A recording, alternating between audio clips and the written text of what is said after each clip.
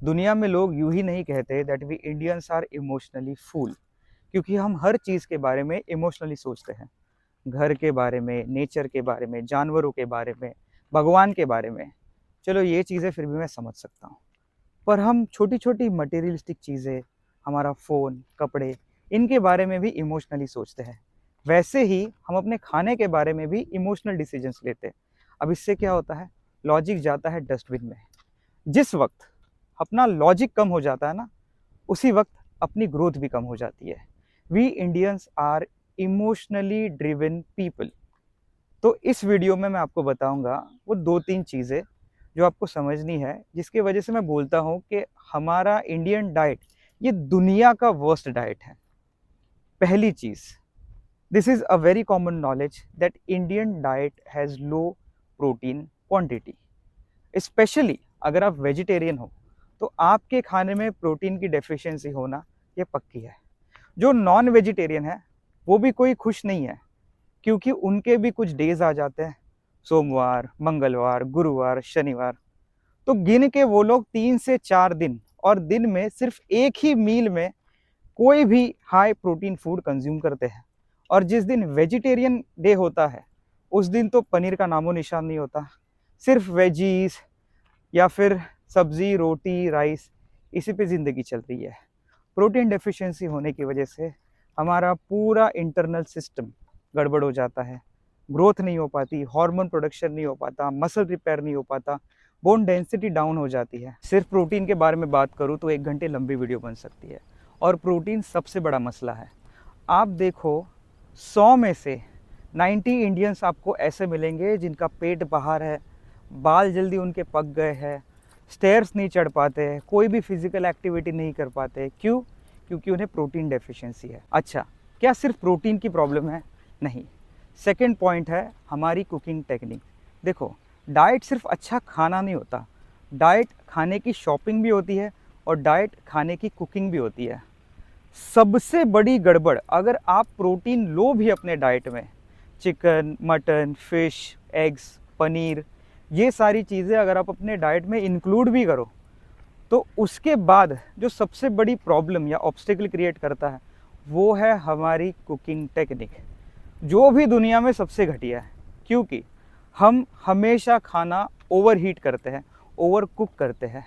अब कोई भी दुनिया का फूड जब आप ओवर कुक करते हो, उसे ज़्यादा हीट देते हो, तो वो अपना न्यूट्रिशन वैल्यू लूज़ करता है।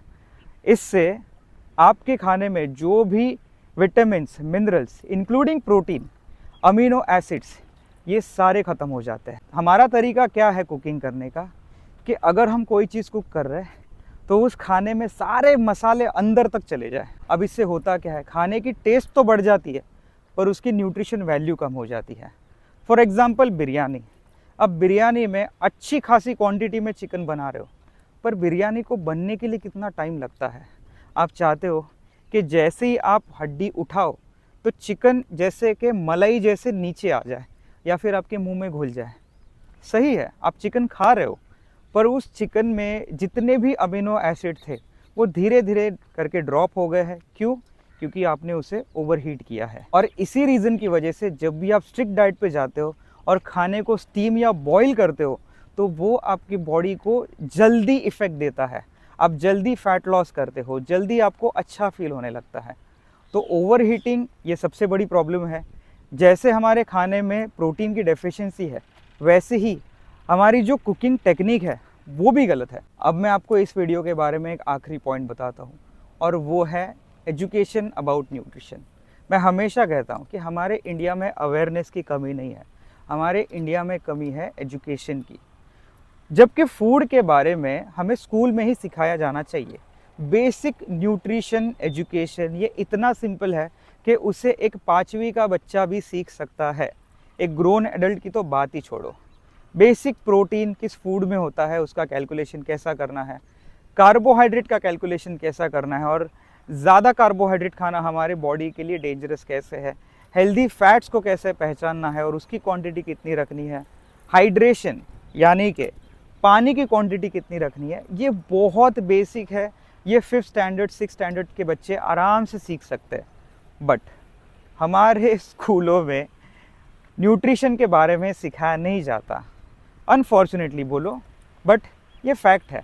और स्कूल में सिखाया नहीं जाता, इसके बारे में पेरेंट्स को भी ज़्यादा पता नहीं है, टीचर्स को भी ज़्यादा पता नहीं है। हम खाना क्यों खाते हैं?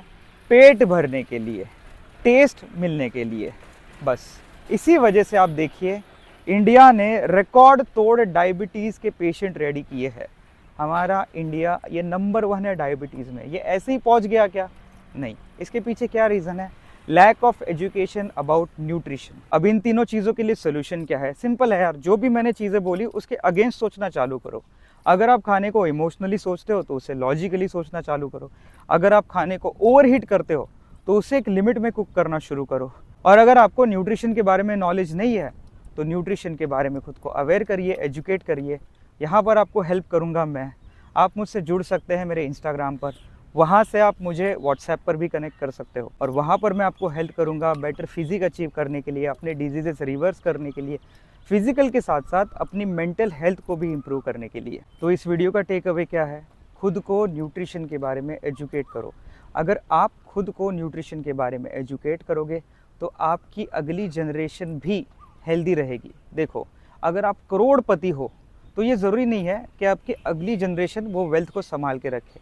अगर आप डॉक्टर, इंजीनियर या स्पोर्ट्समैन हो तो ये ज़रूरी नहीं है कि आपकी अगली जनरेशन भी कोई स्पोर्ट्समैन, डॉक्टर या इंजीनियर बने। बट अगर आप हेल्दी हो, फिट हो और आप अच्छा खाना खाते हो, खाने को लॉजिक से सोचते हो और अपने न्यूट्रिशन को, अपनी हेल्थ को बेटर करने के लिए यूज़ करते हो, तो ये डेफिनेटली होगा कि आपकी अगली जनरेशन भी फिट, हेल्दी और डिजीज़ फ्री रहेगी।